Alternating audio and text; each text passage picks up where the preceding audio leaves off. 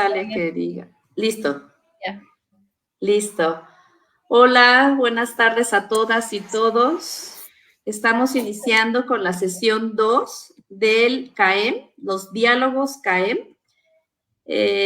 Pues vamos a iniciar. Bueno, primero que nada, agradecer a todas las personas que se están conectando. Vamos a estar esperando un par de minutos para que se vayan conectando a esta transmisión. Y el día de hoy vamos a tener una sesión que tiene como nombre ¿Por qué investigamos lo que investigamos? Bueno, así le pusimos para esta sesión. Experiencias formativas y posicionamientos investigativos. Antes de iniciar con esta sesión, me gustaría comenzar recordándoles qué es el CAEM para los que apenas nos están sintonizando. La sesión pasada hicimos una presentación, los compañeros Porfiria, Edgar y Beto, y como coordinadores generales del CAEM, que es el Colaboratorio de Antropologías Educativas en México, nos presentaron a grandes rasgos qué es esto del CAEM. Y pues nada más para iniciar, me gustaría recordarles que el CAEM es un espacio que armamos muchas personas que nos van a ir conociendo en estas sesiones y que piensa ser un espacio fuera de la academia, con gente que estamos en la academia, pero la idea es como construir un espacio de diálogo para poder plantear temas que nos han atravesado a lo largo de nuestra trayectoria como incipientes investigadoras e investigadores dentro de la academia. Y compartir estos temas más bien no tanto como un espacio informal o un espacio de exposición, un espacio a los que estamos muy acostumbrados en este campo de la academia, sino más bien como una plática, ¿no? Entre amigos y amigas que se reúnen así una tardecita como hoy y que pues compartimos varias cosas, ¿no? Y que nos han sucedido, que hemos reflexionado, que a lo mejor se ha quedado como más bien como en charlas de pasillo, charlas ahí como entre cuates, ¿no? Entonces, la idea es que podamos plantearlas, que a lo mejor podamos encontrar ecos en las personas que nos están escuchando y que podamos hacer un espacio para eso, para poder intercambiar desde los distintos espacios, geografías, trincheras en las cuales nos estamos moviendo. Entonces, vamos a intentarlo, porque la verdad es que estamos muy acostumbrados a la cosa ahí formal y cuando vemos esta cuestión del Facebook y eso ya nos ponemos así como serios y en esta onda formal, pero la idea es que sea una plática. Y el día de hoy, pues vamos a estar dos aquí de integrantes del CAEM, María, que está aquí conmigo, y su servidora Bella. Ahorita nos vamos a presentar.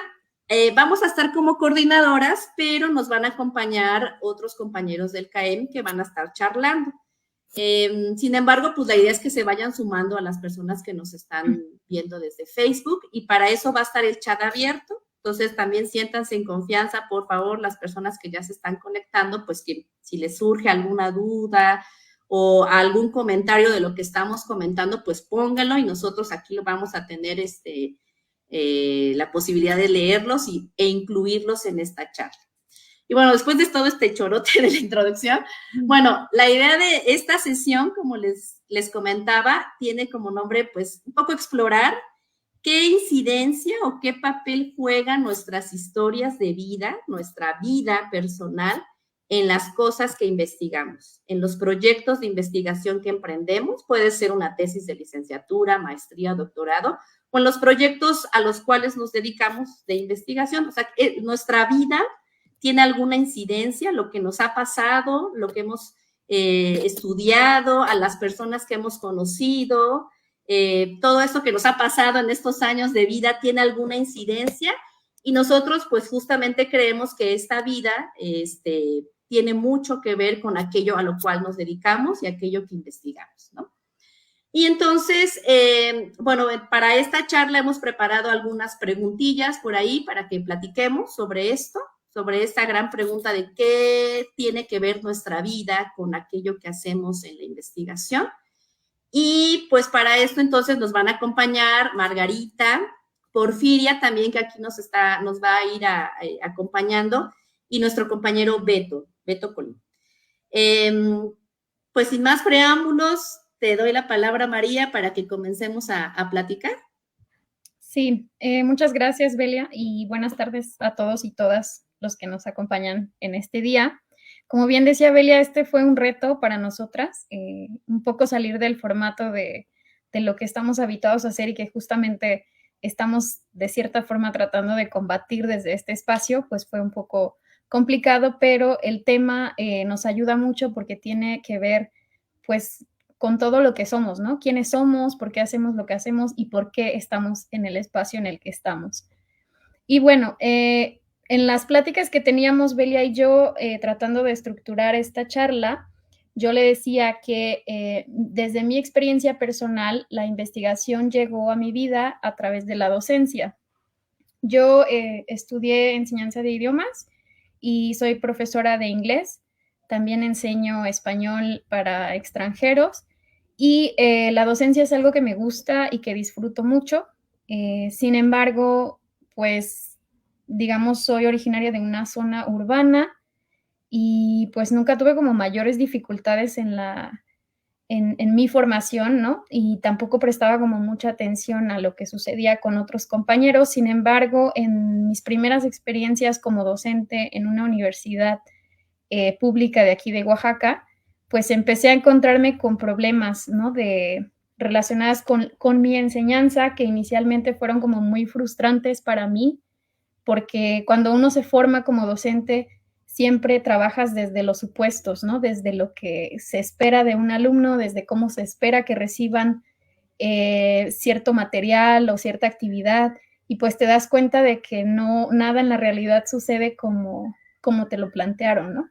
Entonces, inicialmente fue la frustración de decir, es que no soy buena, no sirvo para esto, no me gusta, pero ya en un segundo momento, platicando un poco y compartiendo con mis otros compañeros docentes, pues me di cuenta de que no era realmente mi trabajo, en parte sí, ¿no? Obviamente sí había responsabilidad mía, mucha falta de empatía, pero también era como las historias de mis alumnos, ¿no? Justamente en ese periodo estaba yo también comenzando a estudiar una maestría que no la hice con la intención de investigar, sino más bien de profesionalizar, pero pues a partir de esta experiencia comencé como a conocer lo que era la investigación, hacer entrevistas, acercarme a la gente, hacer un poco de etnografía, y entonces comencé a entender, ¿no? Que justamente la docencia pues se complementa muy bien de la investigación. Y desde lo que yo pienso y lo que yo considero, pues la docencia, perdón, la investigación me ha ayudado mucho a mejorar mi práctica docente, ¿no? Sobre todo a reflexionar sobre pues sí, los contenidos que se imparten, pero sobre todo el cómo me acerco yo a mis estudiantes. Entonces, esa ha sido mi experiencia con la investigación y pues considero que me ha aportado muchísimo, no solamente a mi desempeño profesional, sino también pues a mi ser, ¿no? A mi lado humano, digamos. Y bueno, pues en ese sentido, pues todo lo que soy yo, ¿no? En construcción de mi persona y mi ser profesional, pues está ahí en la investigación, y los temas que yo trabajo, pues son justamente educación superior en contextos donde hay presencia diversa, ¿no? Y bueno, ese es mi lado, ¿no? O mi historia. Y pues ahora no sé si Beto o Margarita quisieran compartirnos un poco de sus experiencias.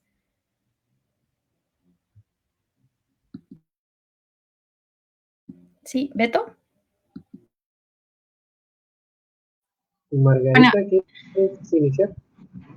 sí, yo súper rápido estaba pensando en que en mi experiencia, bueno, yo soy profesora en la universidad y también me sonaba muchísimo lo que decías, María, en torno a cómo para mí la docencia fue, digamos, para mí lo que le ha dado sentido también a la investigación, en muchos sentidos, ¿no? Como de muchas formas.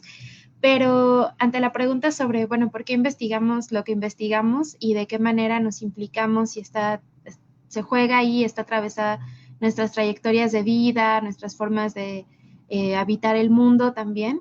Yo estaba pensando justo que no es algo que sea tan evidente, o sea, no es algo que tenemos evidente, ni siquiera sé si necesariamente, más bien me parece que en la sociología, que es como desde el campo en el que yo trabajo en conjunto con la pedagogía, no necesariamente es una reflexión que nos planteamos de manera cotidiana, creo que aparece de manera muy tardía en los casos en los que aparece, cosa que no aparece, por ejemplo, en la antropología, que hay ahí un trabajo como propio de sus propias tradiciones, ¿no? Como más, con una tradición más andada, con un camino más andado, pero pienso que en otros espacios no necesariamente hacemos esta autorreflexividad o esta reflexión respecto a la manera en la que los propios caminos de investigación o de docencia o de formación tienen que ver con nuestras trayectorias vitales.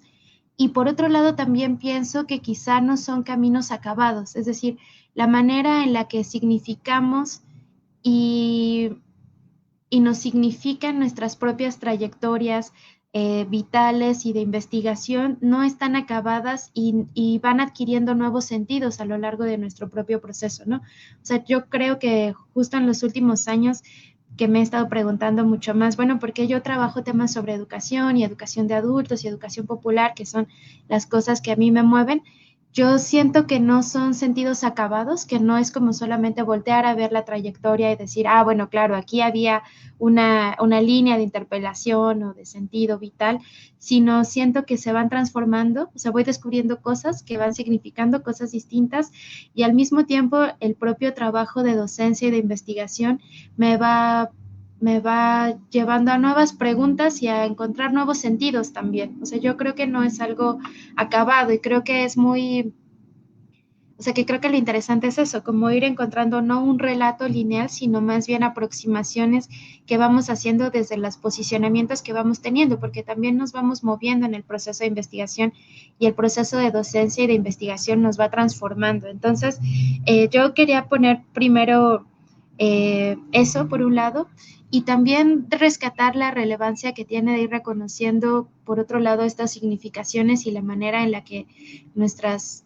trayectorias vitales y nuestras trayectorias de investigación y de docencia, y yo los digo de investigación y de docencia porque para mí son complementarios y son radicalmente, se hacen sentido la una con la otra, ¿no?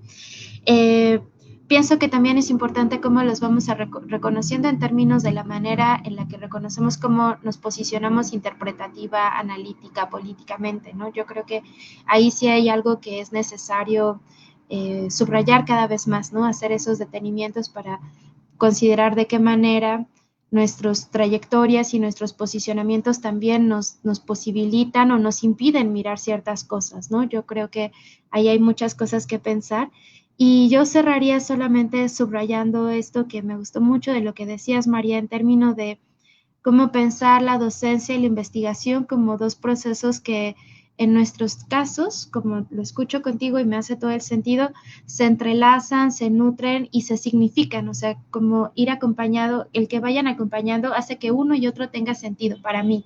O sea, la docencia hace que la investigación tenga sentido y la investigación hace que la docencia adquiera nuevos sentidos, ¿no? Y creo que eso también es muy, para mí eso es muy bonito. Yo que vengo de la sociología y que me he ido aproximando cada vez más a la pedagogía y a la pedagogía como posibilidad de pensar la sociología y la educación desde otros lugares, creo que tiene que ver con la raíz de cómo eso me posibilita pensar el quehacer pedagógico y el quehacer pedagógico me plantea preguntas a la investigación, pero siento que son como sentidos y significaciones que voy elaborando colectivamente también como a posteriori, ¿no? O sea, como que no siento que es algo a lo que, un relato al que una arriba de una vez y para siempre.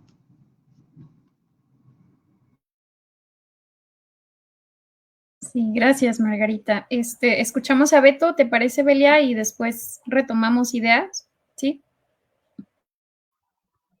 Gracias, pues un saludo a todas, a todos quienes nos están escuchando y quienes van a ver también este video pues después, ¿no? En su transmisión, porque ahí van a quedar los diálogos del KM en nuestra página de Facebook, ahí para que les echen un ojo después a todos los que van a irse acumulando.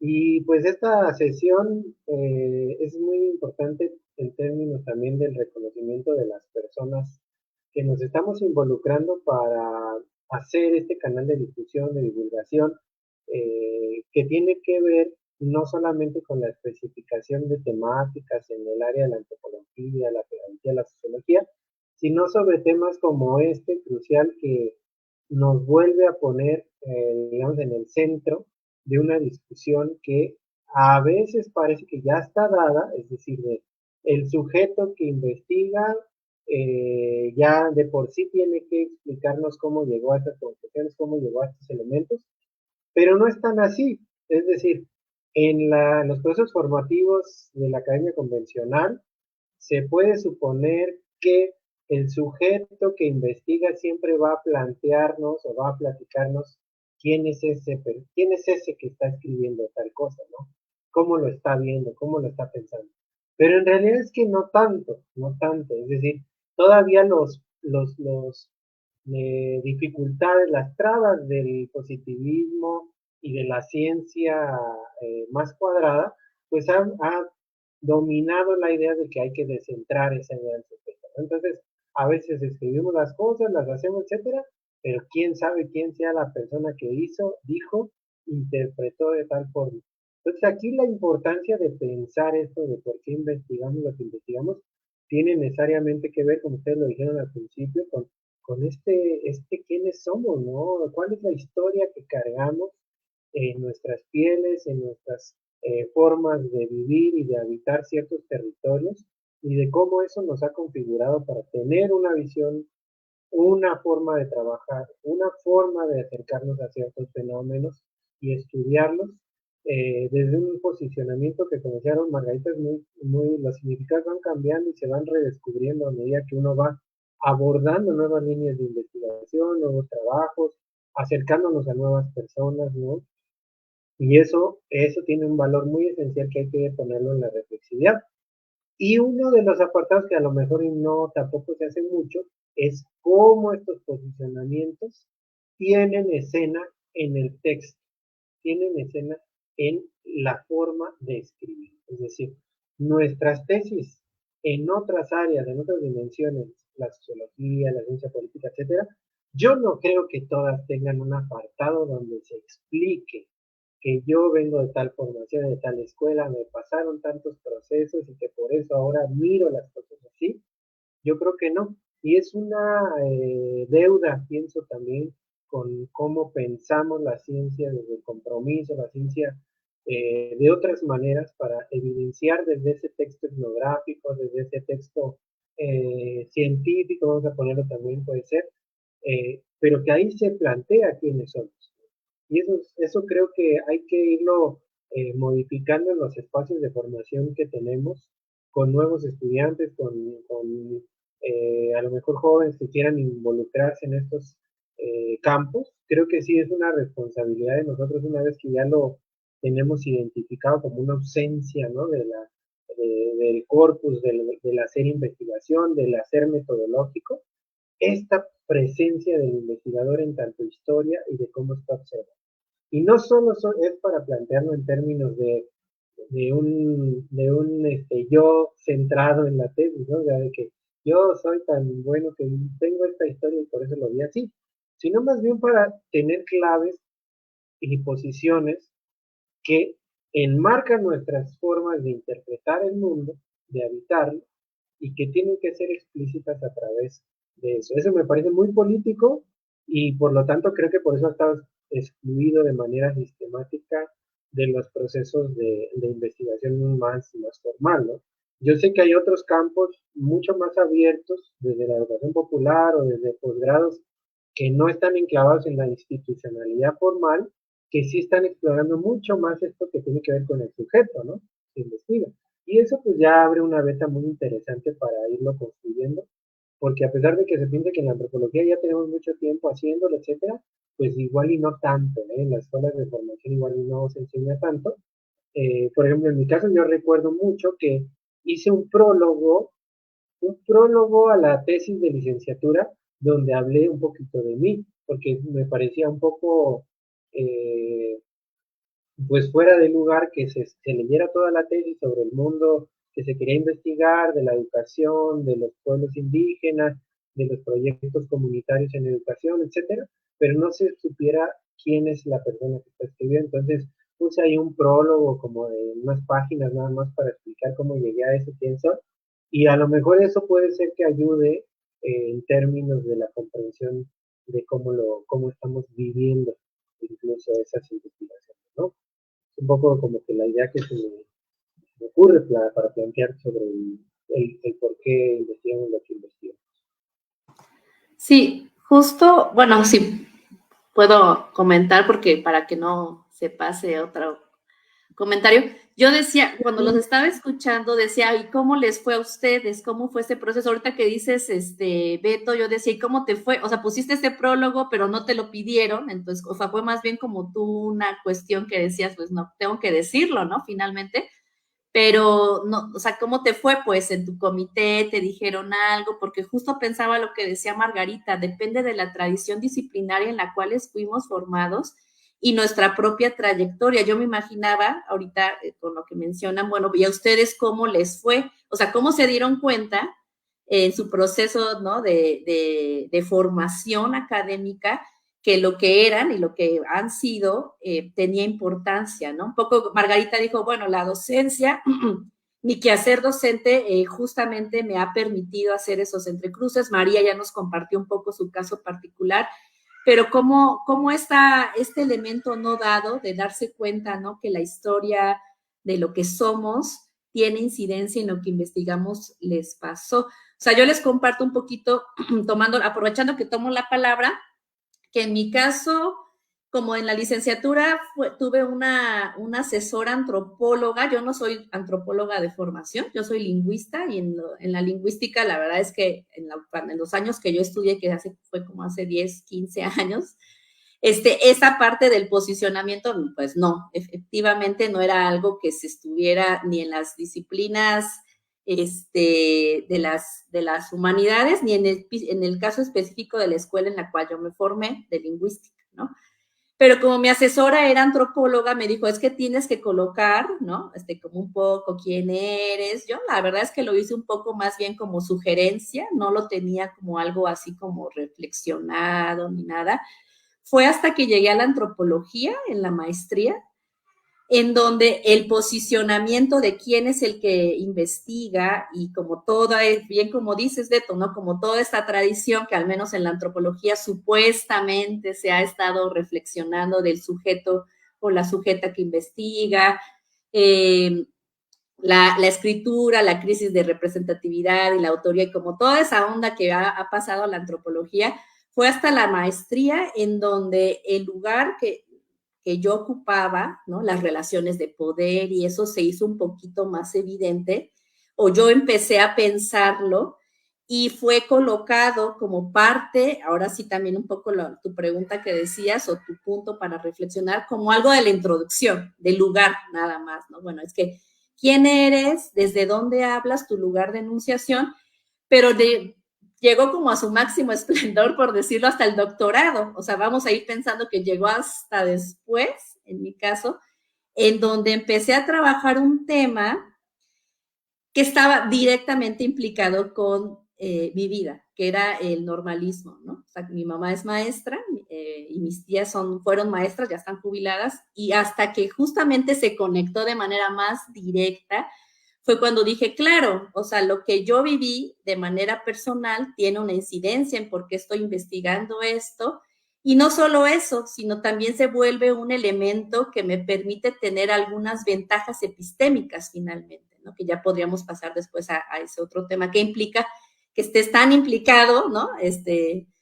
En tu tema, y que eso te permite tener elementos. Pero más bien yo me preguntaba, bueno, en mi caso fue así, o sea, yo la verdad es que en la licenciatura pasó ahí un poco, en la maestría estuvo un poco más evidente, sobre todo porque empecé a analizar temas que tienen que ver con lo educativo, ¿no? La antropología educativa, y entonces evidentemente me puse a pensar, ajá, ¿yo cuál ha sido mi historia de escolarización, ¿no?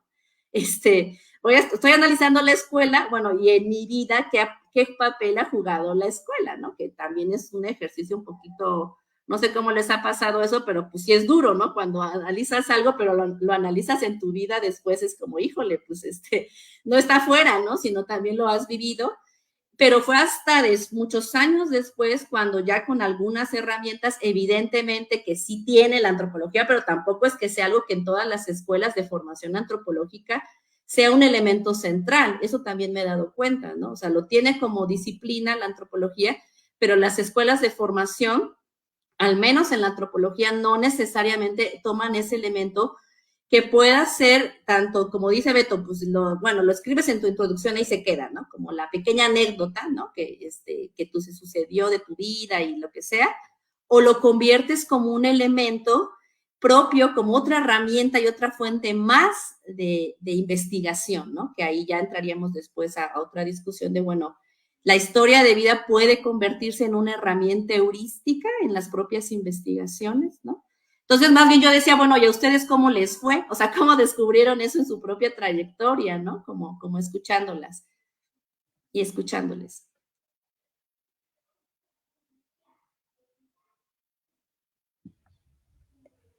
Bueno, aquí tenemos un comentario de Edgar, que justamente estaba leyendo hace ratito, no sé si ya lo pueden ver, ¿no?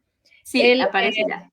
Sí, nos comentaba de que se quedó con este punto que planteó Margarita, en el que decía que nuestra forma de concebirnos y también de entender el mundo, por un lado, marca nuestro posicionamiento, pero por otro también puede ser una limitante, ¿no?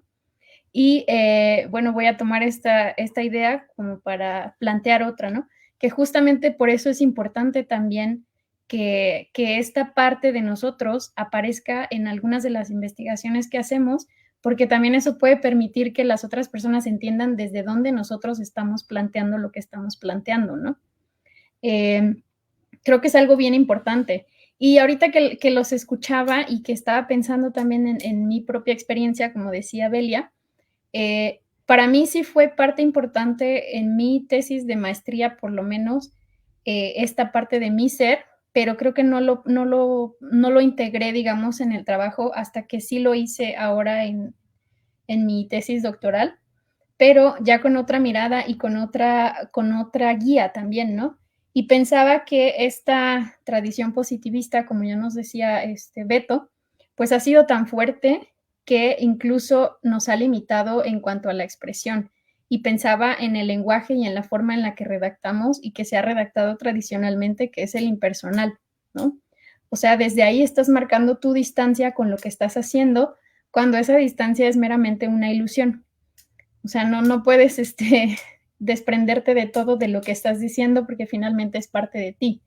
Y pensaba también que a mí me costó un poco de trabajo escribir y redactar desde lo que yo decía y lo que yo pensaba, porque de pronto me detenía a pensar, pues, qué tan válido es lo que yo diga, ¿no? O sea, yo como yo, María, ¿qué tan importante puede ser eso a que si lo digo, se dice que o se piensa que, ¿no?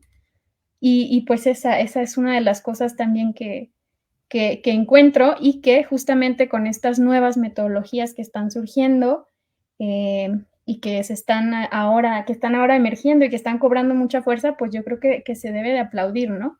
Que ya tenemos como esa posibilidad de posicionarnos como mujeres, como hombres, como indígenas o no indígenas o como sea que querramos nosotros posicionarnos. Y pues vuelvo a lo de Edgar, ¿no? Ese posicionamiento tanto es una limitante como también es algo que debe estar ahí para que entonces la gente entienda que desde mis vivencias tal vez estoy entendiendo y estoy llegando a las reflexiones a las que estoy llegando, ¿no?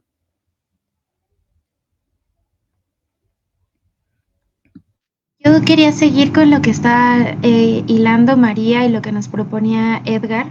En términos de las limitantes, creo que se puede entender en dos sentidos, ¿no? Como desde la crítica a muy positivista, bueno, del peor positivismo, ¿no? También hay un montón de positivismos, digamos, pero del positivismo más conservador, digamos, decir como, no, que muchas veces el posicionamiento, cuando es muy criticado, ¿no? Se tiene que ver con esta perspectiva neutral, de la investigación aséptica, ¿no? Apolítica, como todos esos supuestos que rondan y que son, me parece que mucho más presentes de lo que se quiere asumir en realidad, ¿no? Pero yo me refería más bien a los límites que podemos encontrar en el sentido de lo que decía María, como al final de cuentas, y no es que sean límites infranqueables, sino son límites que tienen que ver con el lugar desde el que nosotras miramos ciertos procesos que nos atraviesan la experiencia y que tal vez podemos dejar experiencias fuera, o sea, como experiencias que todavía no alcanzamos a mirar, ¿no? Yo creo que ahí es súper importante los diálogos que podemos hacer justo para ser explícito y poder identificar y considerar otras experiencias que tienen que ver en este caso con las experiencias escolares, por ejemplo, ¿no? O sea, como de reconocer que hay otras experiencias, y me refería a eso en términos de los límites, pero quería recuperar otra cosa que me gustó mucho que planteó María en términos de lo que se escribe y con lo que planteaba Belia, ¿no? ¿Cómo les fue con sus escritos? Al final, como una forma en la que esa autorreflexividad sobre nuestras trayectorias vitales se expresa o no se expresa, se materializa o no se materializa, ¿no? Y Beto decía, bueno, yo puse un prólogo, María ahora estaba contando su propia experiencia, y yo pienso que no solamente tiene que ver con o sea, como que hay dos niveles. Por un lado, en la manera en la que se hace explícito, por ejemplo, en un prólogo o en una introducción en la que dice, bueno, este tema me interpeló por tal, mi manera de abordar, de entrar ha sido esto, me movió esto, mi relación con las personas fue esta y me transformó de esta manera, como hay esas formas, pero hay otro nivel que creo que tiene que ver con del estilo mismo de la escritura. Y creo que en mi experiencia eso ha sido muy complicado, porque a mí me ha pasado, que me pasó con la tesis de doctorado y me ha pasado con otros trabajos en los que es muy literario, ¿no? O hay que ser mucho más neutral en la forma de narrar, estás narrando demasiado, ¿no? Y efectivamente desde la sociología además esto es como más, el canon penaliza mucho más en ese sentido, ¿no? Pero yo creo que es importante pensar, y recuperando lo que Beto lo dijo, la escena que esto ocupa en nuestros textos y que tiene que ver con qué se escribe y cómo se escribe y para quién se escribe también, que creo que ahí hay algo que también hay que discutir y que hemos pensado discutir en otras sesiones en términos de cómo se hacen aparentes diálogos que solamente son como circulaciones endogámicas en las que ya no estamos pensando en escribir o en construir un relato que haga algo inteligible y haga algo hacia las personas, ¿no? Que no necesariamente tienen y no tienen por qué tampoco tener, o sea, justo para eso estamos haciendo investigación, ¿no? Para transmitir y compartir ciertos inquietudes, preguntas, descubrimientos, hallazgos que por otro lado son el resultado siempre de trabajos colectivos, ¿no? Y con esto quiero cerrar mi participación solamente diciendo que hay otro tema que a mí me gustaría poner sobre la mesa, que es cómo estas ideas muy, hasta lo voy a decir así, incluso como patriarcales bueno, porque otra cosa que quería decir, además hay, en lo que decía María, hay una enorme desautorización por parte hacia las mujeres, ¿no? O sea, yo siento que la experiencia de las mujeres haciendo investigación y docencia y escritura está atravesada particularmente por una desautorización social, de las pautas en las que nos socializaron, ¿no? Entonces no solamente es como yo qué voy a decir, sino yo mujer como... O sea, ¿tiene valor esto que yo estoy pensando, sintiendo, encontrando? Yo creo que ahí hay que subrayar eso. Y por último, el tema que quería colocar es cómo yo comparto una materia de investigación, de metodología de la investigación, y me encuentro un montón de estudiantes que dicen, es que me dijeron que este tema no es relevante, ¿no? Y a veces cuando vamos avanzando con una violencia escolar muy, muy profunda, muy fuerte, cuando vamos avanzando en los procesos de investigación, pues vamos descubriendo que esas investigaciones tienen que ver con las cosas que a nosotras nos interpelan, nos importan, nos han atravesado. Y planteo dos preguntas, ¿no? Por un lado, si hay temas que no están directamente relacionados con nuestra vida y si más bien lo que ha pasado es que se nos ha sancionado sistemáticamente con reconocer de qué manera eso nos atraviesa y entonces hay que neutralizarlos, blanquearlos, pulirlos para que no parezca que es algo que nos interpela. Y por otro lado, de qué manera en los cursos de metodología de la investigación hay una doble o triple violencia, ejercicio de la violencia, cuando no tenemos la sensibilidad para alojar los temas de investigación de las y los estudiantes y no reconocemos que en realidad alojar temas de investigación, darles un lugar, significa alojar también la dignidad de los sujetos, ¿no? Yo creo que ahí hay como, lo planteo como provocaciones. Yo creo que esas preguntas son importantes porque a veces también usamos o nos referimos a estos posicionamientos y de hacerlos explícitos con la necesidad, la urgencia de que sí tengan una conexión con las trayectorias de cada uno, ¿no? Y efectivamente puede ser casos donde no, donde provenga, digamos, de otros tipos de intereses, de otras relaciones, de otras asociaciones con otras personas, que como todo resultado de investigación es fruto de una acción colaborativa en cierto sentido, colectiva, ¿no? Y pasa algo similar también con los pronunciamientos, con los enunciados acerca de la colaboración también en la investigación.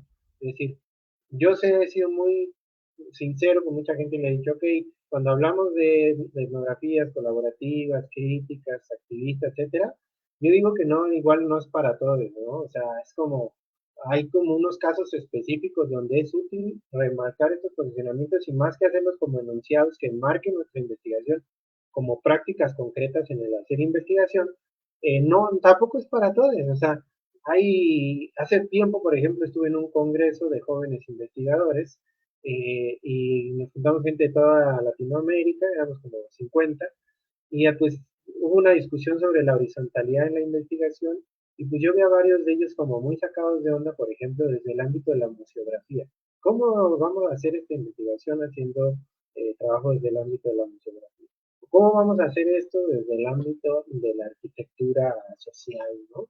Entonces, como que hay varios elementos que a veces pensamos que tendrían que ser puntualmente elemento de discusión de todas nuestras disciplinas o de nuestras discusiones para acotarlo más ahorita al campo de la educación, pero puede ser que no, ¿no? También hay variantes y directrices que nos indican que las trayectorias son muy plurales y por lo tanto las temáticas que abordamos también, y es bueno que haya esa heterogeneidad de formas de acercarse a ciertos fenómenos y estudiarlos desde ciertos matices, ¿no? A lo mejor digamos, ciertos posgrados o a lo mejor ciertas líneas de investigación que sería mucho más recurrente y necesario reforzar estas narrativas acerca de el sujeto que investiga y cuál es la trayectoria que trae, para que dé sentido, digamos, a todo el corpus de una disciplina o de una línea de investigación. Por ejemplo, en estudios sobre racismo, discriminación, xenofobia, a mí me parecería importante hablar desde estas perspectivas porque atraviesan, digamos, la trayectoria de vida de un sujeto y sí tendría mucho sentido como cuando leemos textos que tienen que ver sobre ese tema de racialidad, etcétera, de autores del norte global y cuando lo leemos desde autoras desde el sur global, ¿no? Que hay unas diferencias epistémicas y también de difusión de las ideas que es muy interesante observar cómo se han planteado a lo largo de nuestras trayectorias formativas y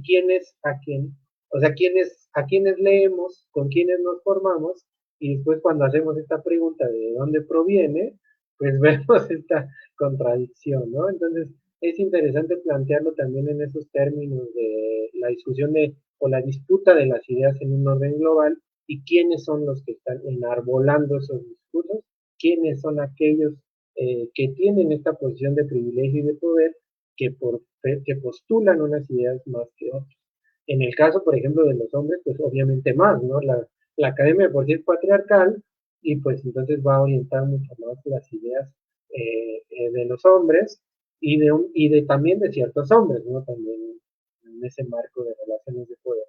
Entonces creo que hay varias dimensiones ahí justo en este tema bien difícil que toca Margarita y que tiene justamente que ver con cómo damos esta investigación en una clase o en varias clases de metodología o en clases de epistemología con nuevas generaciones de antropólogos, sociólogos, lingüistas, pedagogos, que por lo menos se alerte sobre esta dimensión de la investigación social que sí, eso sí, creo que tiene que ser discutida, al menos, ¿no?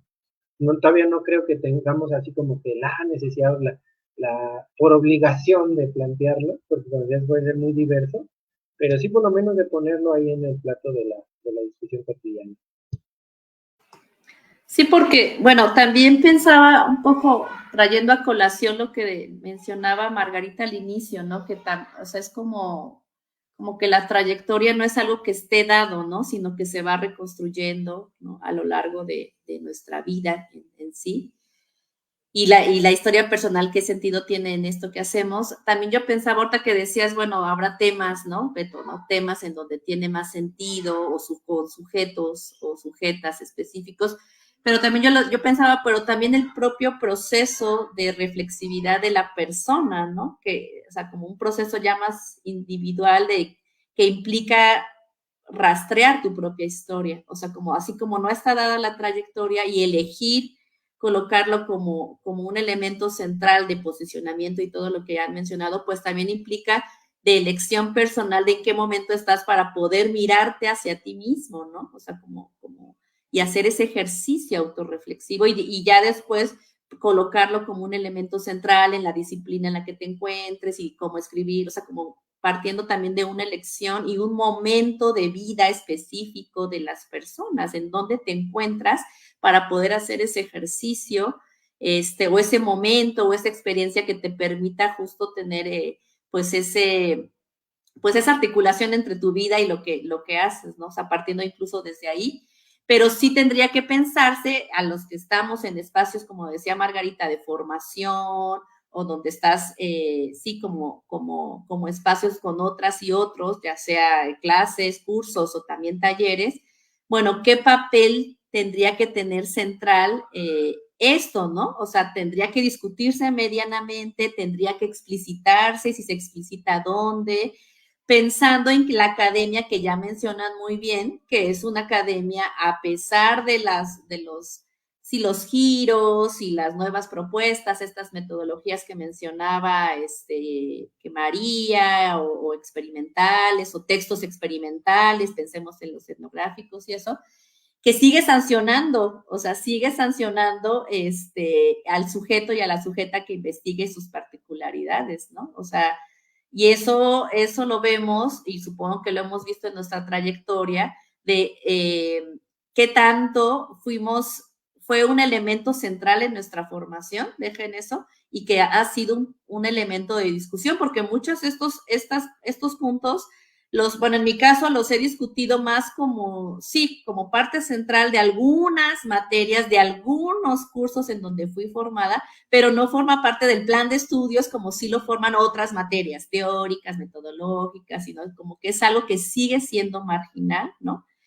Entonces tendríamos que pensar, bueno, eso, ¿no? Como siento, ¿no? Del propio proceso de la persona en el que se encuentre, respetar esos procesos, ¿no?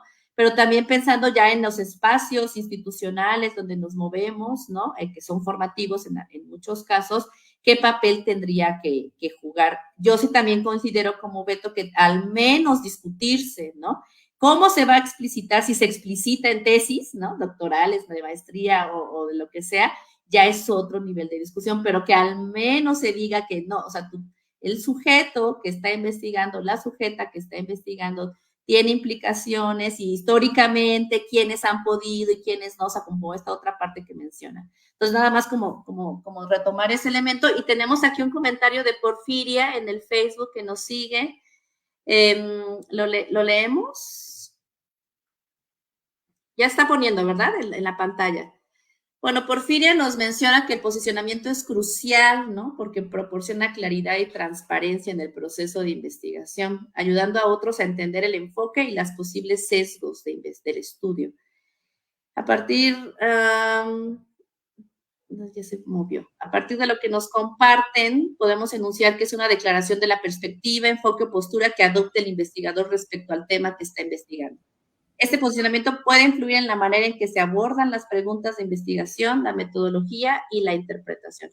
Entiendo que Porfiria es más bien como que también es una manera de explicitar desde dónde y mirar esos lugares diversos de enunciación. Un poco lo que mencionabas, ¿no, Beto? Como desde dónde se habla y cuáles son pues sí, esas limitantes, por decirlos así, o esas ventajas, yo las llamaría como ventajas epistémicas, ¿no? Pero también sus tensiones, lo que implica estar posicionado en aquello que investigamos, que definitivamente, o sea, todos estamos posicionados en una parte, te va a dar una ventaja, pero también te dan una desventaja y tensiones. Lo mínimo, al menos lo que yo aprendí, es que hay que explicitarlo, ¿no? Un poco lo que dices Porfiria, hay que decir de dónde partimos y cómo miramos, ¿no? Sí, justo como ella lo pone, ¿no? O sea, ser transparente y también, pues, ser conscientes de que este posicionamiento, pues, va a atravesar toda la investigación, desde que se plantea hasta que se culmina, ¿no? Creo que hay otro comentario. Uh-huh. Sí.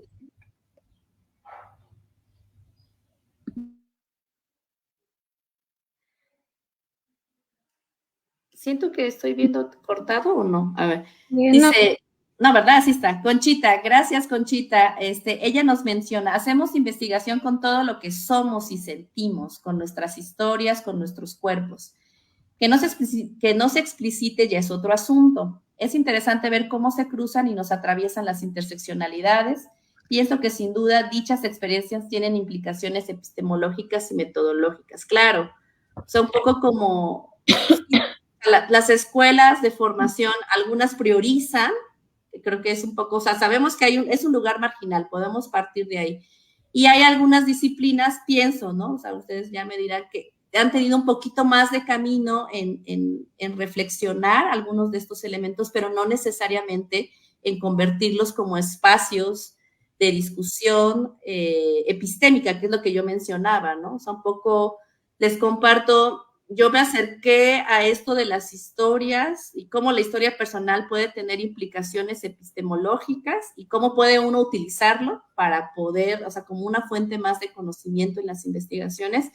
Yo me acerqué a eso, como a ese pensamiento desde el enfoque autoetnográfico, desde la metodología autoetnográfica, pero también descubrí que es una metodología que está en discusión o sea, discusión y cuestionamiento, o sea, que no es bien vista, por decirlo, porque justamente pensando en esta academia que todavía es positivista en muchos otros sentidos y también patriarcal y muchos otros elementos que mencionaba, mirar o centrar la vida en el sujeto que investigue y que eso se vuelva un elemento central también es visto como ensimismamiento, ¿no?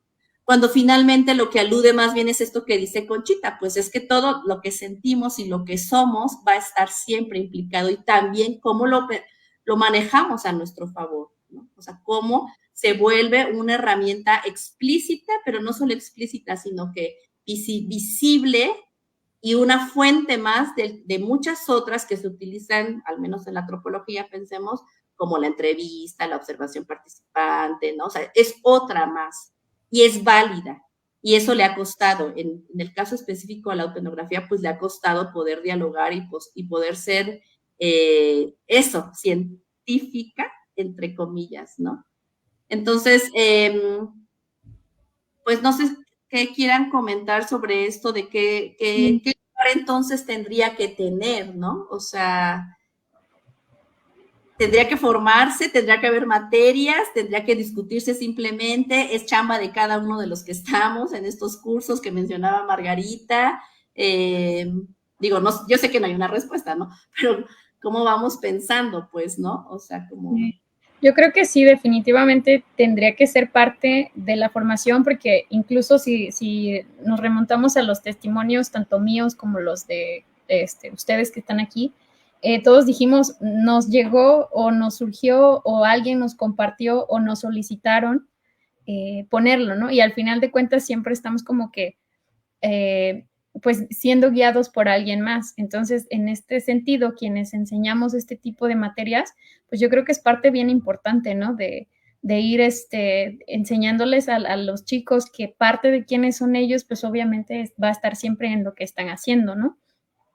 Y creo que también es un muy buen ejercicio reflexivo para combatir este tipo de violencias que decía Margarita, que aparecen mucho en este tipo de asignaturas y que luego pues van dejando como con muy mal sabor de boca a quienes toman estas materias y que terminan desistiendo de lo que es la investigación porque lo están viviendo de otra forma, ¿no? Pensaba también, por ejemplo, en cuando de pronto nos tocan profesores en estas materias y nos están guiando en nuestros trabajos y nos damos cuenta cómo les prestan más atención a quienes tienen temas que le interesan más al profe y no tanto el mío, ¿no? Entonces, como que todas estas cositas ahí pues van teniendo que ver con quiénes somos y cómo estamos abordando las cosas. Y bueno, nada más para cerrar, quería recuperar una parte que me llamó la atención tanto del testimonio, bueno, del comentario de Conchita como del de Margarita, ¿no? Margarita nos decía que estas ideas patriarcales pues nos han desautorizado a nosotras como mujeres y Conchita lo retomaba también ahorita, ¿no?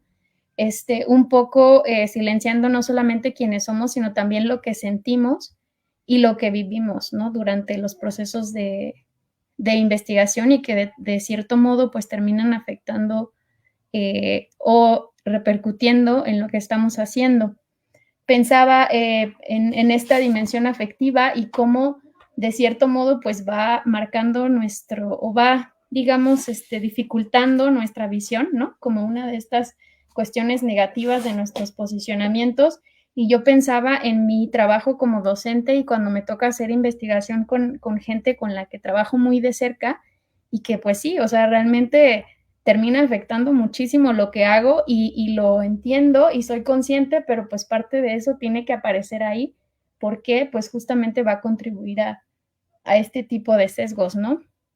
Y en ese sentido yo pienso que pues nuestro posicionamiento sí tendría que ser parte de ahí de trabajos por lo menos extensos, ¿no? Como es el caso de las tesis. No sé qué piensan ustedes.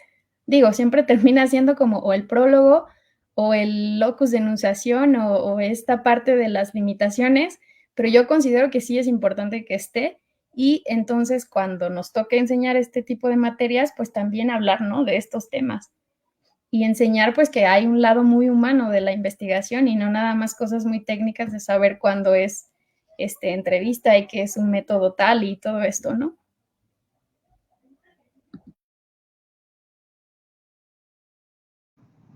Yo comparto y recuperando lo que planteaba María, para mí yo creo que tiene que ver con una escisión que no existe y que se ha querido borrar o silenciar, que es como la escisión entre lo muy racional y de todas estas pretensiones cientificistas y académicas y la dimensión existencial, afectiva, ¿no? Y yo creo que en realidad una parte de eso que tratamos de abogar como vigilancia epistemológica, en realidad tenemos que ampliarla, o sea, hay que reconocer que la vigilancia epistemológica en una dimensión tiene que ver con reconocer las propias experiencias, como decían, hacerlas explícitas en el sentido de sus potencias y de sus posibilidades y de las miradas que nos plantean, ¿no? O sea, no digo límites en sentido negativo, sino como horizontes de visibilidad a los que podemos acceder, ¿no? Entonces yo creo que, y además pensar en esta horizontes de visibilidad que también están atravesados por estas condiciones de sexo, de procesos de racialización, de género, de clase, ¿no? Que yo creo que también esas cosas como nos cuestan mucho en realidad porque son cosas que nos atraviesan muy profundamente y que en muchos de los casos en nosotras y en nuestras estudiantas y estudiantes se han expresado en ejercicios de violencia. O sea, que no los vemos hasta que han significado un ejercicio de violencia, ¿no? Entonces yo creo que no solamente hay que explicitarlos en términos de los procesos de investigación, sino también en nuestras propias prácticas de docencia, porque nos permitiría tener como justamente, bueno, vigilancia se oye muy vigilar y castigar, ¿no? Pero digamos, tener atención y estar alertas porque nos abriría tal vez posibilidades en contra de las violencias pedagógicas, epistémicas y metodológicas. Yo creo que hacerlos explícitos abriría ya una pauta que es importante, considerando como un principio fundamental es que somos sujetas, sujetos historizados, socializados y socializadas en pautas particulares, que es por principio necesario explicitar, yo diría, no solo para la investigación, sino también para la docencia, en ese sentido. Sí, totalmente de acuerdo, ¿eh? Creo que sí es un ejercicio que se tiene que hacer. Y si es ahorita en el campo específico de nuestras áreas de trabajo, en las tesis, sobre todo en las tesis y en la formación de estudiantes que tenemos ahorita en común esa característica de que vamos a tener acceso a ciertos espacios de formación de estudiantes que apenas están realizando tanto la maestría, la licenciatura o el doctorado. Hay unas, como decíamos, hay unas limitaciones en el formato tesis para hacerlo, porque el locus de enunciación se suele poner en estas partes, ¿no? De la tesis, etcétera. Pero a fin de cuentas creo que es un inicio para, más que aspirar plantearlo a través del texto, pues sí, que sea un motivo más de aprendizaje del propio andar de la investigación, de cómo esa investigación tiene unas resonancias particulares en mi cuerpo, en mi historia, en mi ser, y de ahí reflexionar para las prácticas, digamos, que se desarrollan en torno a la escritura de la tesis, ¿no? Porque siempre veo la tesis como un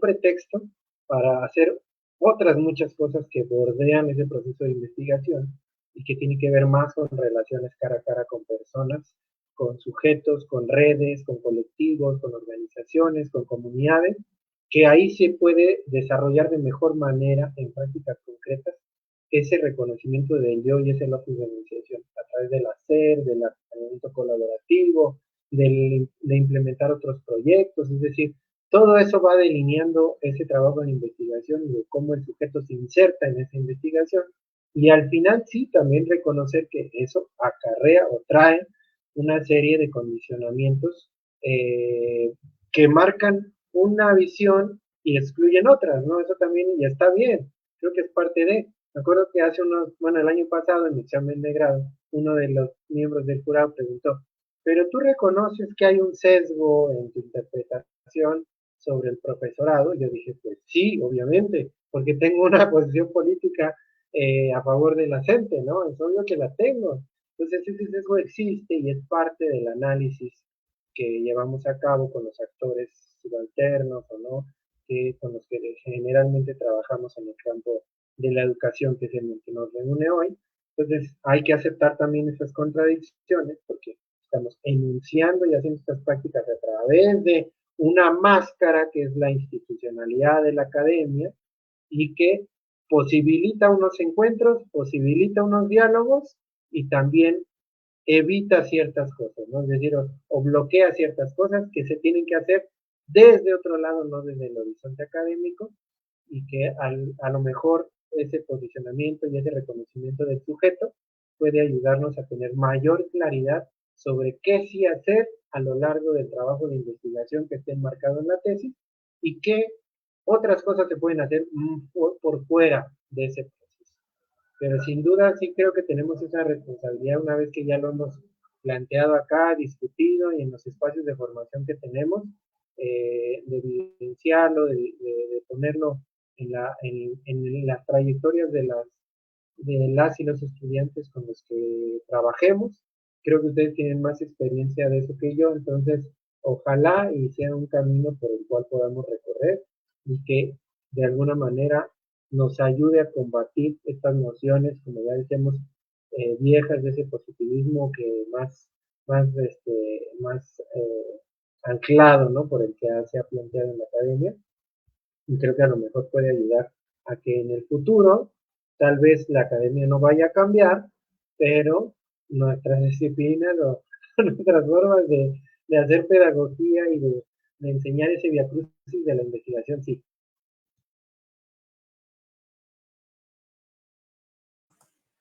Sí, no creo que cambie la academia, la verdad, a largo plazo ni a corto, pero pensar en esos otros espacios, exacto. O sea, un poco, ahorita lo hemos enmarcado, si se dan cuenta, a los que nos están siguiendo, los poquitos que todavía nos están siguiendo, un poco lo que hemos planteado con el CAEM es como esos temas, cómo se han visto como en el espacio académico, porque pues la verdad es que todos los que estamos aquí, todas las que estamos aquí, pues por ahí, tenemos un pie ahí, pues, ¿no? Ahí nos movemos. Pero efectivamente lo que dice Beto tiene sentido, o sea, como, bueno, y tal vez en la academia, en las tesis doctorales, que es lo que hemos estado refiriendo, se queda corto, o sea, porque justo la estructura y a pesar de esto que ya mencionábamos y las posibilidades y eso siempre hay un requerimiento que te solicitan y que puedes y no puedes hacer, ¿no? Pero pensemos entonces también en estos otros espacios. Margarita ya decía, bueno, no solo en el quehacer investigativo, en el quehacer docente, sea cual sea en el nivel que nos movamos, pero también, pues ahorita lo que nos dice Beto, bueno, sí, pero también en el activismo o en el trabajo que podemos hacer desde otros espacios que probablemente tengan más libertad, que también tengan sus tensiones, efectivamente, pero que entonces estamos viendo que o sea, remitirnos a la propia historia y la importancia que tiene como visibilizar al cuerpo, sujeto, emociones y todo eso, la incidencia que tiene, es un elemento central, no solo para el espacio académico, sino para los espacios de acción en los cuales nos movemos y las potencialidades que tiene, ¿no? O sea, ¿qué potencial tiene hacer explícito tú como sujeta y sujeto específico que tu propia historia tiene sentido, vale, y es un elemento central que puede convertirse en un tema de investigación? Pensando esto que decían de no creerse que lo que una pueda decir es importante o es un tema, puede ser un tema de investigación, ¿no? O sea, como pensando también desde esa parte, ¿no? Entonces creo que también esto es importante, bueno, lo estamos planteando desde la academia, no sé si cambie, pero yo ya les dije que yo no creo que cambien muchos tiempos. Hay espacios, grietitas, en donde por ahí nos vamos moviendo, nosotras y nosotros del CAEM nos estamos encontrando en la academia y miren, como que hemos estado encontrando ecos más allá de lo que no nos gusta, pero pensemos también en esos otros espacios, ¿no? Bueno, podrá haber un poco más de apertura para plantearlo, para reflexionarlo y para poder buscar maneras, ¿no? Más allá de la escritura o de las, sí, como de las condiciones, los condicionamientos que nos ponen un posgrado, una temporalidad, un espacio institucional, ¿no? Creo que también por ahí tendríamos que irle pensando. Y pues, no sé si hay más comentarios en Facebook, creo que ya no salen, ¿verdad? Pues quizás si no hay otros comentarios, podríamos ir empezando a cerrar, ¿no? Como que dijimos muchas cosas, lanzamos muchas cosas, están articuladas, lo sabemos, pero quizá podríamos empezar a jalar los hilitos, ¿no? De cuáles son los elementos que decimos y más bien como con qué nos vamos, ¿no? Que podría ser como un elemento, porque teníamos planteado como una pregunta, pero creo que ya lo platicamos sobre, pues, qué lugar ocupa este posicionamiento, ¿no? Pero pues ya lo tenemos, ya lo planteamos desde ahí, hay un espacio marginal, depende desde las disciplinas. Pero para cerrar, pues podríamos hacer como eso, como el ejercicio de, bueno, con esta pregunta que lanzamos al inicio de por qué investigamos lo que investigamos y qué papel tiene la historia personal en los procesos investigativos, pues con qué nos vamos, ¿no? O sea, como, ¿cuáles son como los elementos que podríamos ir jalando? No sé si María quisieras como comentar algunos y también Beto y Margarita como de lo que resonamos ahorita entre todas y todos.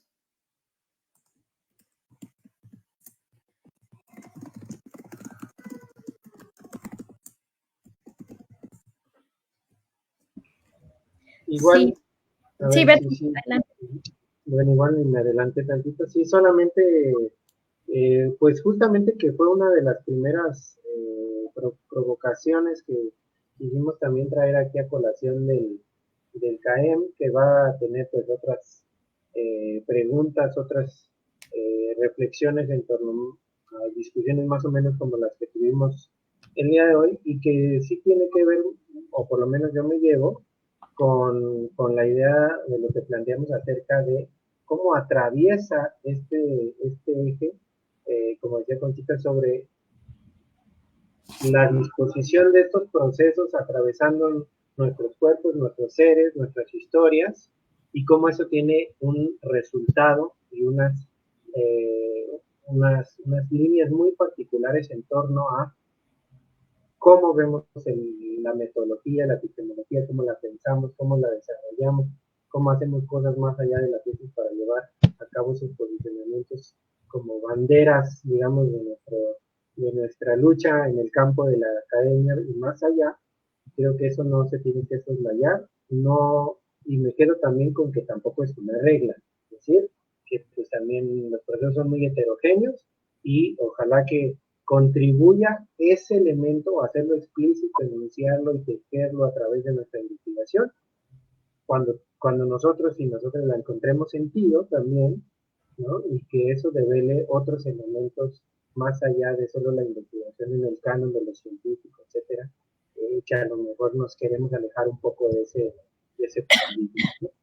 Eso sería como con lo que yo me quedo y genial saber que este tipo de ejercicios pues también nos pueden motivar a por lo menos encontrar pares o otras personas que nos escuchen o vean este video después, pues que tengan ciertos resonancias con lo que platicamos el día de hoy y que a lo mejor pues se ponen a reflexionar y dicen, sí, efectivamente, en mi formación de posgrado, en mi formación profesional, pues la verdad nunca tuve una reflexión al respecto y seguramente vamos a encontrar ahí muchas y muchas otras experiencias que nos ayuden a aportar este eje en particular como un punto de discusión en el campo de las metodologías que no se separa de la discusión, digamos, del giro hacia la crítica de la metodología más occidental, ¿no? Más eurocentrada, que tiene que ver con esta reflexión de cómo el sujeto se inserta en una propia investigación y puede desarrollar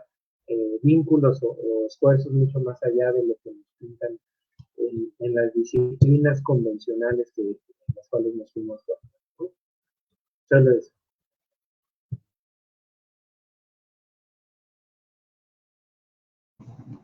Yo quería comentar yo pienso que hay que reconocer que lo que somos, como lo decía hace rato María Conchita, como también creo que hemos platicado todas y todos acá, es que lo que somos siempre está ahí como horizonte de visibilidad, como locus de enunciación, o sea, siempre está ahí. Lo que creo es que como la posición política también, lo que se hace es omitirlo, ¿no? Y en realidad en esas investigaciones supuestamente hiper objetivas, hipercientíficas, no es que no esté, es que se oculta o no se enuncia. Y eso me parece que sí es un sesgo. O sea, que ahí, digo, no, más bien, no es que no sea, también nosotros, como decía Beto, tenemos sesgo, sino que más bien ahí es donde está muchas veces la trampa, ¿no? Entonces yo creo que es necesario o es importante enunciarlos porque lo cierto es que siempre están ahí. Ahora, ¿de qué manera encontramos formas de visibilizarlo, incluso de reflexionarlo? Porque yo insisto en que no es algo, o sea, que nosotras y nosotros también tenemos que hacer un proceso de autorreflexividad para identificar nuestro locus de enunciación, nuestro horizonte de visibilidad, nuestras trayectorias. No es algo que solamente decimos, bueno, volteo a ver mi vida y ahí está claramente. No, también hacemos aproximaciones reflexivas con más o menos densidad o más o menos claridades en diferentes momentos, ¿no? Entonces yo creo que ahí también tenemos que explorar, no solamente decir como, bueno, hay que explicitarlo, no, tenemos que generar formas y procesos para nosotras y nosotros mismos poder explicitarlos reflexivamente. Y yo creo que ahí hay que encontrar formas de cómo hacerlo y yo ahí le paso la palabra a Belia porque yo creo que la autoetnografía ha sido una de estas formas de involucrarlo de manera orgánica y esto es otra cosa que quiero decir, no solo, de ninguna manera lo que somos puede quedar acotado solamente a los prólogos y a las presentaciones. O sea, ahí se puede hacer explícito y parece que queda reducido a hacerlo explícito ahí, pero lo cierto es que atraviesa orgánicamente todo nuestro trabajo, ¿no? Lo digamos o no, lo hagamos explícito o no, pero creo que ahí la autoetnografía ha hecho un trabajo súper interesante de problematización y creo que estaría súper bueno, Belia, si ahora nos comentas algo al respecto. Sí, gracias, Margarita. Justo pensaba en esto antes de pasar a la autoetnografía y quizás es por la autoetnografía en donde cuando escucho lo de sesgo, para mí es como, no, es que no es como un sesgo, sino es más bien... porque, bueno, a mí me remite la palabra sesgo como a este positivismo, ¿no? Como de, tiene que ser aséptico, ¿no? O no debes tener sesgo, y efectivamente también coincido contigo en donde, Conchita, lo que nos decía es que ahí está, o sea, que ese explícito no es otra cosa, no es sesgo, sino es más bien dónde estamos parados y esto te permite ver cosas y no ver otras cosas, ¿no? Como que parte de, o sea, te va a permitir algo y no te va a permitir otra cosa. Y esto que dices de que claro que no está dado, que era un poco lo que decías, ¿no? O sea, el hecho de que tú revises la propia historia no es algo que sea, que pueda hacerse de un día para otro, por eso les mencionaba que a mí me costó 10 años para más o menos ver que mi vida tenía una implicación, aunque era mi propia vida, ¿no? Que mi vida tenía una implicación en lo que investigaba, y justamente una de las herramientas metodológicas y epistémicas que yo pude encontrar, pues es la de la autoetnografía. Hace ratito la mencioné, pero igual y ahorita que lo mencionas estaría bien detenerme un poquito para explicarlo un poquito más. Justo lo que plantea la autoetnografía es cómo colocar la vida personal y analizarla sistemáticamente como un elemento más de la investigación. O sea, no es solo que decir dónde estamos, que eso ya es un ejercicio que implica autorreflexividad. Y yo lo decía hace rato que si el sujeta o la sujeta o los que estamos aquí estamos preparados para mirar nuestra vida y que es un ejercicio difícil, porque un poco lo que les mencionaba, y eso también se los comparto porque eso a mí me pasó cuando hice un ejercicio autorreflexivo de mi propia vida, también implica procesos dolorosos, ¿no? Porque es mirar un poco lo que por ahí decías también, ¿no? O sea, bueno, vas a mirar tu propia historia, en mi caso, mi propia escolarización, ¿no? Que fueron de mis primeros ejercicios, de, bueno, ¿qué había hecho la escuela conmigo? Y eso implicaba cosas bonitas, ¿no? Recuerdos bonitos, pero también recuerdos muy dolorosos, ¿no? Ahora, pensemos en temas en donde son temas que son más fuertes, ¿no? Y entonces, ¿cómo hacer ese ejercicio de tu propia vida y todas las violencias y todos los elementos que has vivido? Pues se convierte en un elemento de investigación sistemática, pero también te está implicando emociones y recordar elementos.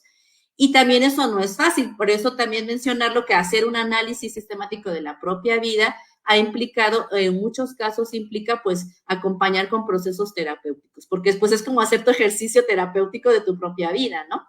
Entonces, la autoetnografía lo que permite justamente es una metodología que permite hacer un análisis teórico sobre tu propia vida, o sea, como poner tu vida, analizarla, y eso tiene implicaciones, pues eso, ¿no? Como de acercarte a tus experiencias. Y lo interesante o lo que yo puedo compartir desde la autoetnografía es que justo el producto que sale de una autoetnografía, pues es un texto autoetnográfico, que no solamente se queda en un locus de enunciación, sino es un análisis de ciertos tópicos que quieras analizar, ¿no? Y lo que mencionaba es que se convierte en una fuente epistémica más, ¿no? Una fuente de conocimiento como si fueras a hacer una entrevista, como si fueras a hacer un registro etnográfico de algún elemento.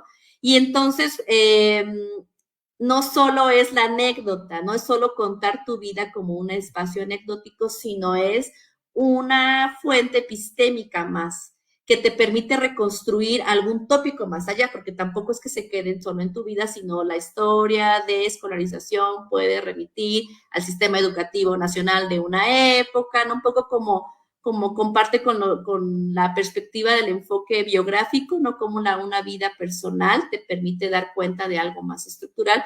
Bueno, remitirte y hacer un análisis de tu propia historia de vida también te permite algo más estructural, porque los sujetos nos estamos moviendo en estructuras sociales, económicas, históricas y políticas, ¿no?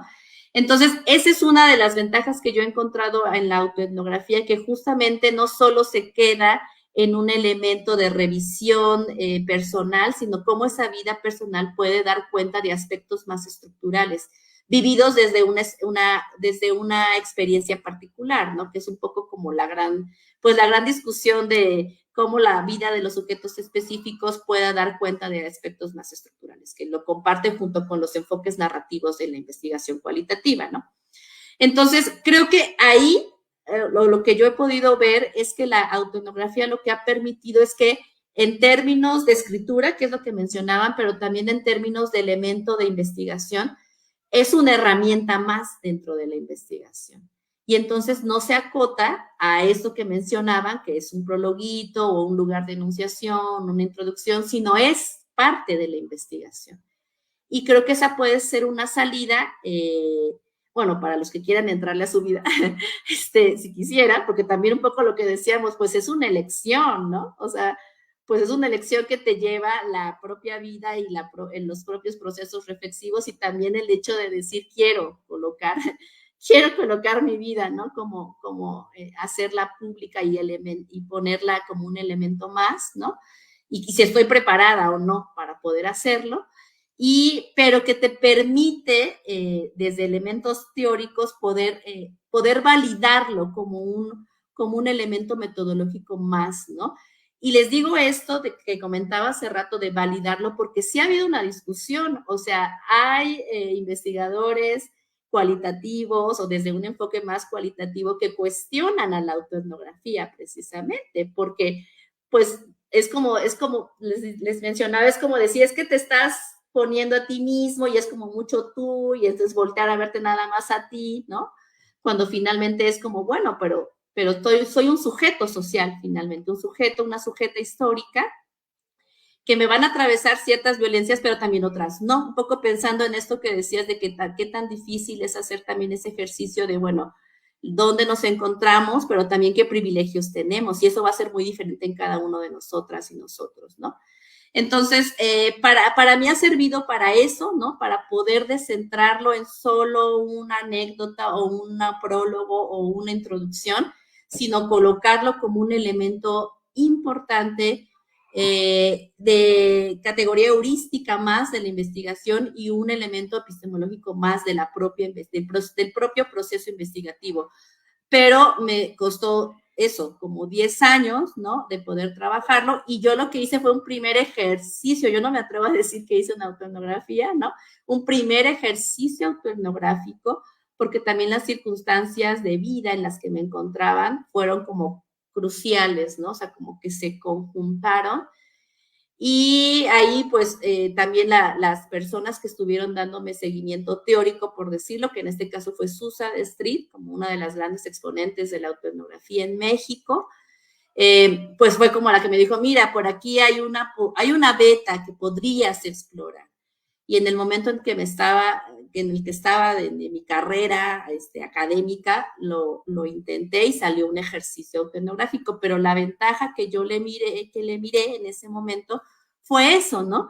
Que toda esta dimensión afectiva, todas estas tramas emocionales, afectivas que me estaban uniendo a mi tema de investigación, eran válidas, ¿no? O sea, ya las podía teorizar, que eso para mí fue muy central, y no solo se quedó como en, miren, yo tengo estos elementos y ahí se queda, ¿no? Que también me permitió, como dice Beto por ahí, fijar mi posicionamiento político con el tema.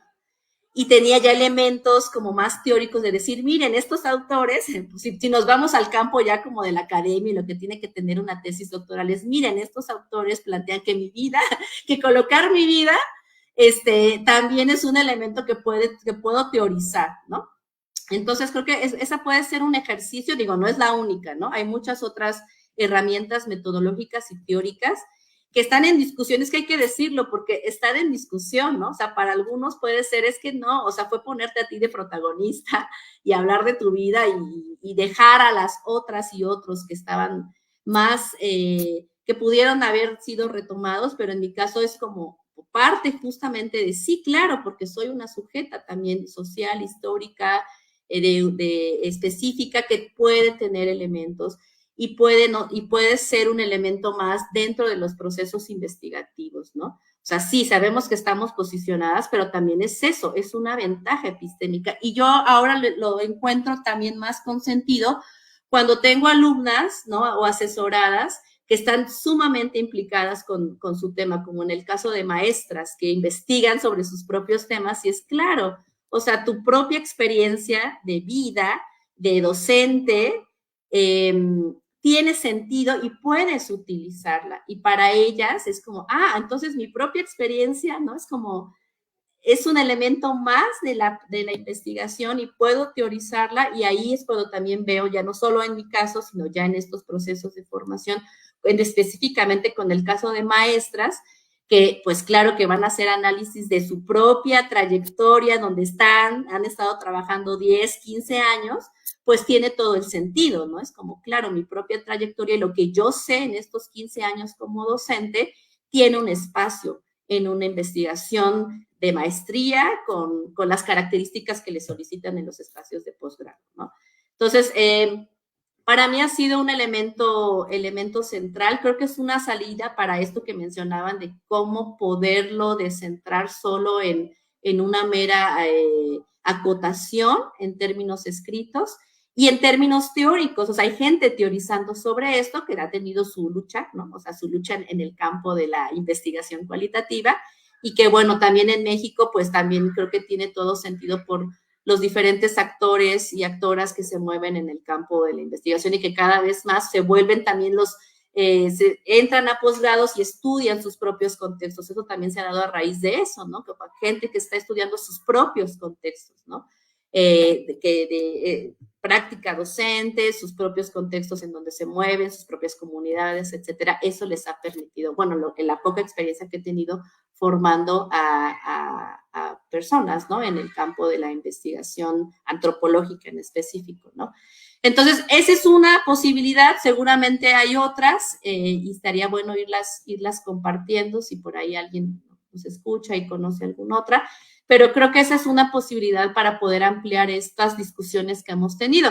Ahora, el asunto es que no hay un curso de autoetnografía yo no tuve un curso de autoetnografía en mi posgrado, sino se dio más bien como con estas personas que me permitieron, ¿no? Me acercaron a los textos teóricos y que por lo que entiendo por los comentarios y las pláticas que hemos tenido con varios, pues llegamos ahí un poco como con gente que nos aconsejó, nos pasó bibliografía y ya nosotros le exploramos, pero yo no conozco hasta el momento que haya un curso, ¿no?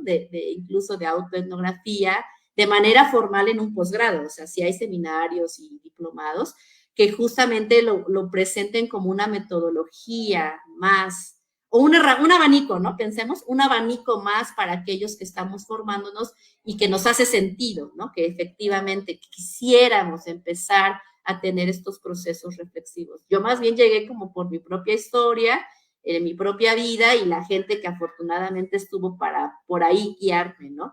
Y creo que ahí nos remite a la pregunta que decíamos, ahora nosotros como en estos espacios formativos, ¿cómo le vamos a ir apostando?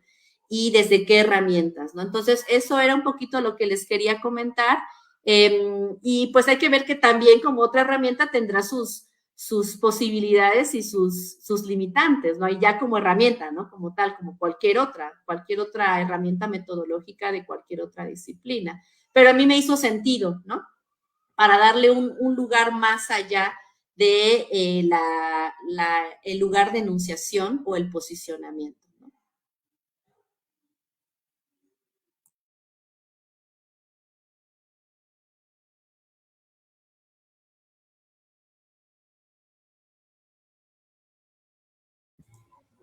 Bueno, pues para retomar en qué me quedo, qué me llevo de esta charla, pues me gustó mucho lo que decía Beto, que esta parte del plantearnos quiénes somos dentro de la investigación y transmitirlo también a quienes estamos acompañando en este proceso de conocer la investigación, que sea un motivo de aprendizaje, ¿no?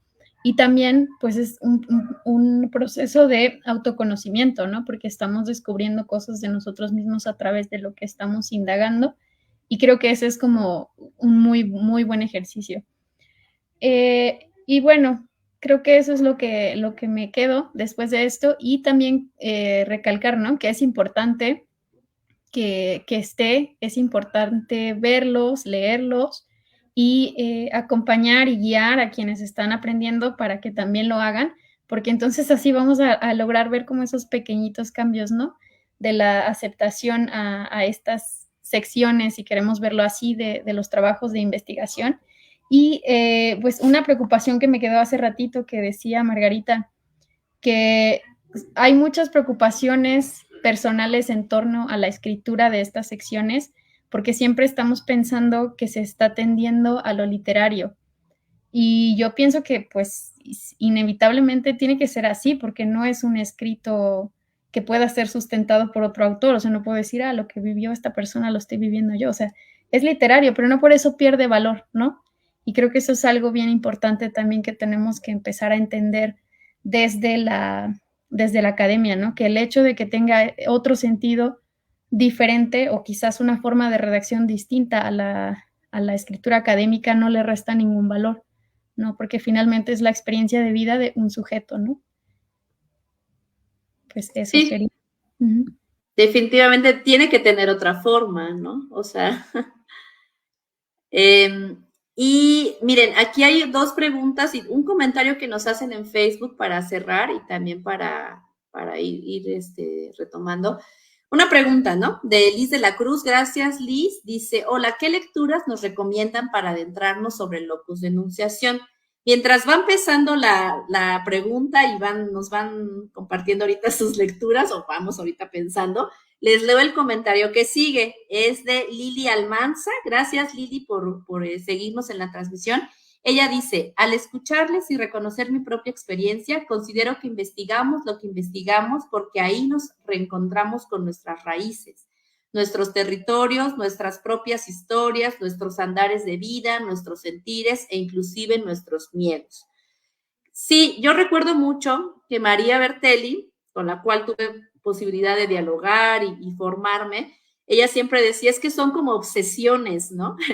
Como que hay temas que nos van obsesionando siempre y que cuando uno le escarba, justamente, pues es porque tiene que ver con nuestra vida, ¿no?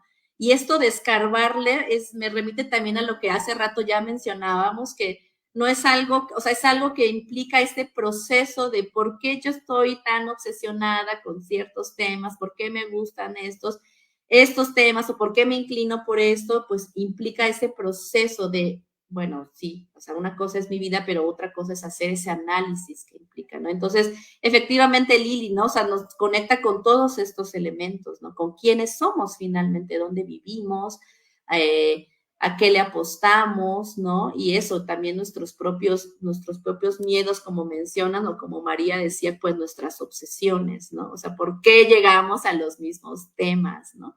O por qué le hemos apostado a la lucha sobre estos tópicos, ¿no? Entonces, no sé si puedan decirnos algunas lecturas sobre el locus de enunciación, o sea, a lo mejor cosas muy generales, o lo que les haya llamado la atención, o sea, lo que a ustedes les sirvió para ir pensando, ¿no? Algunas cosas. En lo que preparan sus recomendaciones, María y Beto, yo solo quería comentar lo que dice Lili, que yo creo que en realidad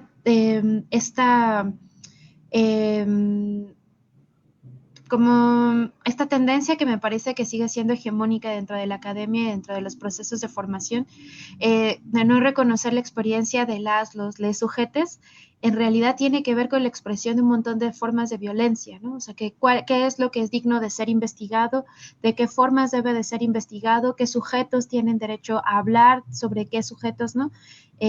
Y tiene que ver con eso, ¿no? O sea, quiénes podían investigar, qué es lo que se debía investigar, de qué manera se deben de transmitir esas investigaciones, desde dónde es correcto mirarlas, y creo que hay que reconsiderar que ahí también están atravesadas y se expresan un montón de violencias que, de nuevo, hacer explícitas estas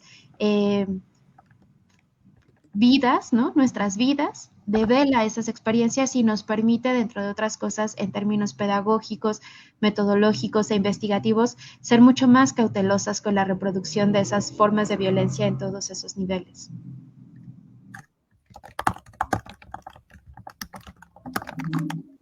Pues para ayudar a responder las recomendaciones, igual puede ser un poco sobre el tema, pero no tan precisa sobre lo del locus de enunciación.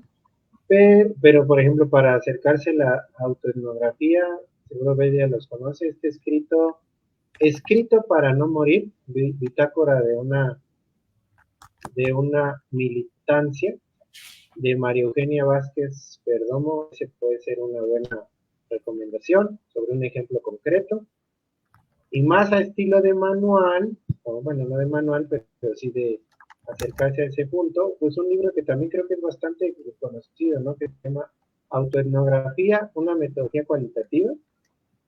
Ese es un texto de la selección, la hizo, creo que es del Colegio de San Luis, y la selección la hizo Silvia Benarcalva. Ajá, es como una antología, ajá. Es como una antología, ¿no? De varios clásicos de la Escuela Norteamericana de Autoetnografía. Voy a buscarla y ahorita les ponemos ahí directamente la liga, porque está en acceso. Porque creo que sí está en línea, ¿no? Y el último, pues, un poco también para echarle un ojo a este asunto de la reflexividad y cómo está vinculada la ciencia social a través de pensar que los sujetos somos parte pues, de un mismo mundo que estudiamos y que hay unos elementos que hay que tomar en consideración a través del giro crítico, digamos, hacia estos enfoques. Hay un libro que creo que es un poco tanto reciente, de Claxon, que se llama Condenados a la reflexividad, apuntes para repensar el proceso de investigación social. Ese libro está editado por Juan Ignacio Piovani y Leticia Muñiz Terra. Ese lo pueden descargar igual, creo que ese está libre, pues para que lo puedan encontrar. Y sí, justamente como dice María, uno que sí se me hace muy importante, es este de Yamila Ribeiro, el de lugar de enunciación, ¿no? Pues de hecho es este también, ahí sí lo pueden ver, este librito, lugar de enunciación, este lo editó la UAM, pero hay unas versiones, creo que online, ¿verdad? También hay unas versiones online del libro, pues para que lo puedan ver, creo que este vale mucho la pena también. ¿Nos repites la autora o el autor, porfa? Para que... Es de Yamila Ribeiro. Ok. Igual y si lo pueden poner aquí en los comentarios. Si alguien sabe si está en PDF, pues mejor, ¿eh? Porque ajá, para que lo busquemos y ya. Yo puse ya ahorita la liga del PDF para que lo vean directo ahí del comentario de esa antología que decíamos, ¿no? Yo pensaba, no sé si se acuerdan, bueno, no sé, Beto y las demás, un texto, el clásico de Renato Rosaldo, de cuando narra lo de su esposa, que solo entendió el duelo a raíz de la muerte de su propia esposa. Es que no recuerdo. No sé si es ensayos de antropología crítica, pero es donde Renato Rosaldo narra cómo pudo entender el duelo solamente cuando muere su propia esposa, porque estaba analizando el duelo en no me acuerdo qué pueblo, ¿no? Y solamente empieza a comprender este duelo cuando muere su propia esposa y entonces hace como esa transposición, ¿no? Entonces es un poco, pero esos son de los clásicos de la antropología en donde como el propio lugar de enunciación y la trayectoria te permite, ¿no? Comprender esas otredades, ¿no? O sea, como esos temas que parecen ser muy lejanos, tienen sentido cuando a lo mejor tu propia experiencia marca también, ¿no? Pero no sé si te acuerdas, Beto, es como ese textito clásico, pero no recuerdo cuál, el nombre del artículo, ¿no? Sí, se me va el nombre, pero sí lo buscamos porque sí hay que ponerlo también. De Margarita y María, no sé si quieran recomendar alguno que a ustedes les haya parecido, o sea, que les sirvió justo como para reflexionar esto del lugar de enunciación en sus propias. Pues ya la decía Beto, es este libro de Ribeiro, pero también estaba pensando que si quieren podemos juntar las recomendaciones y las ponemos ahí en un comentario debajo de la liga en Facebook para tenerlas también por escrito, ¿no? Sí, para que la gente que después lo vea igual lo puede, ¿no? Sí, yo pensaba uno muy básico, pero que para mí es como muy introductorio y que sirve, pienso, para quienes no están formados tampoco en antropología y que desde sociología ayuda, este de Rosana Guber, de la etnografía, teoría, práctica y reflexividad, tiene sobre todo los apartados de reflexividad, creo que es un buen texto introductorio que al mismo tiempo no es simplista, o sea, me parece que es introductorio, pero es de esos que no necesariamente son como muy de manual, que a veces son muy, simplifican mucho, creo que más bien es una buena entrada para darle sobre todo a quienes no se forman en antropología, creo que es una buena introducción. El de método, campo y reflexividad, Margarita. Exacto, pues sí, ese. Aquí ya lo tengo, espérense, ya lo voy a pegar. Por siglo XXI. Ajá, no sé si el que está en PDF era el de siglo XXI, no es el de Editorial Norma. Bueno, pero es el mismo. Entonces, lo voy a pegar para que ya se quede en PDF y lo puedan bajar, ¿no? Sí, efectivamente, Rosana Guber es súper, súper buena porque es muy simple. O sea, es compleja lo que me está explicando, pero lo hace de manera muy simple, ¿no? Entonces, para los que están apenas o quieren apenas empaparse de estas reflexiones, ella es muy buena. Entonces, aquí ya lo puse de libre acceso para que lo puedan tener. Pues, no sé si quieran cerrar con algún otro elemento. Creo que pues pudimos tomar los hilitos. Pues solamente yo creo que recordar que estas son como uno de las conversaciones que vamos a seguir tejiendo, que por supuesto no están acabadas, pero para nosotros era muy importante poder ponerlas sobre la mesa, ¿no? Para dialogarlas, para seguir pensándolas juntas y juntos. Y pues no sé, ahí si Belia o María quieren hacer la invitación para la siguiente sesión. Sí, decir que bueno, la verdad es que esto, tal vez faltó el anuncio de esto, es responsabilidad de los, o sea, es una cosa que nosotros hemos pensado, ¿no? O sea, no es como, no somos expertos en el tema del lugar de enunciación y eso, sino más bien de lo que hemos estado reflexionando. A lo mejor hay cosas que estén de acuerdo a las personas que nos escuchen después, otras que a lo mejor no, pero lo interesante es que podamos irlo dialogando. Nosotros nos hemos topado con esto, nos ha hecho sentido poder plantearlo como un punto central y muchas de estas discusiones van a estar relacionadas con las otras que vamos a ir platicando, porque se van a dar cuenta que todo está relacionado finalmente. Como vamos a ser las mismas personas, son nuestras propias obsesiones finalmente también lo que vamos a estarles planteando. Y pues esperemos que no les aburran nuestras propias obsesiones y que también a lo mejor, pues lo que queremos saber es que pueden ser cosas que han pensado desde otros espacios, otros lugares, ¿no? Y pues queremos irnos encontrando, ¿no?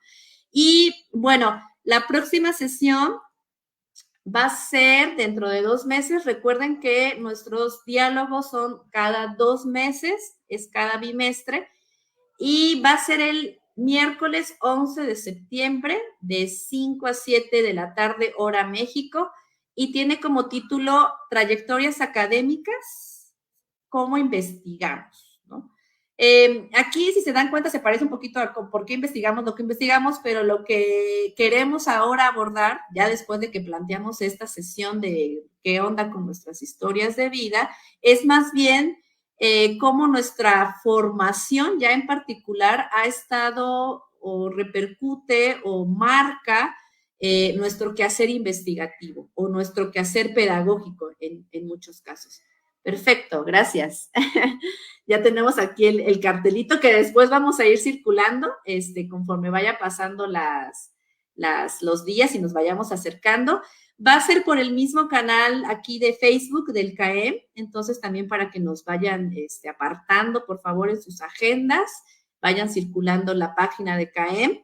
Y esta conversación que hoy tuvimos va a quedarse colgada. Entonces, para la gente que no pudo sintonizarnos y que quiere regresar a lo que platicamos, pues pásenle el link y aquí vamos a andar en el Facebook del CAEM.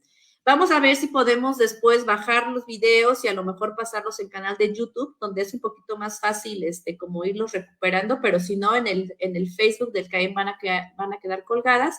Y ese día, pues va a estar justamente Margarita, vas a estar como organizadora, pero Margarita va a estar acompañada de otros de los y las integrantes del CAEM, donde vamos a hacer prácticamente un poco lo mismo, ¿no? Ella nos va a dar como algunas pautas para ir discutiendo, pero entre todas y todos los que estemos ahí, pues vamos a estar platicando y dialogando, y sobre todo con la gente que nos vaya siguiendo, así como sus comentarios van a ser muy importantes como los de hoy, de Lili, de Liz, de Conchita, de Porfiria y de Edgar, pues van a ser muy importantes para poder pues ir platicando y discutiendo y escuchándonos, ¿no? Entonces, pues María, no sé si quieras cerrar con algún otro elemento o alguna otra cosa. No, yo creo que no. Muy Pero bien. bueno, pues agradecer a quienes nos acompañaron, ¿no? También y quienes estuvieron lanzándonos preguntas y también a Margarita y a Beto por estar aquí, por compartir un poco de sus opiniones y de sus experiencias. Y también a ti, Belia. Gracias, María. Y a Porfiria, que nos estuvo acompañando en la parte técnica. Ahorita a ver si puedes conectarte, Porfiria, para que te vean. Vamos a estar siempre alguien de nosotras y nosotros en la cuestión técnica, porque la verdad es que hay cosas que apenas le estamos cachando. Entonces, pues también hasta estuvo este día Porfiria. Gracias, ayudándonos a toda esta cuestión. Pues muchas gracias a todas y todos y nos estamos viendo en septiembre entonces.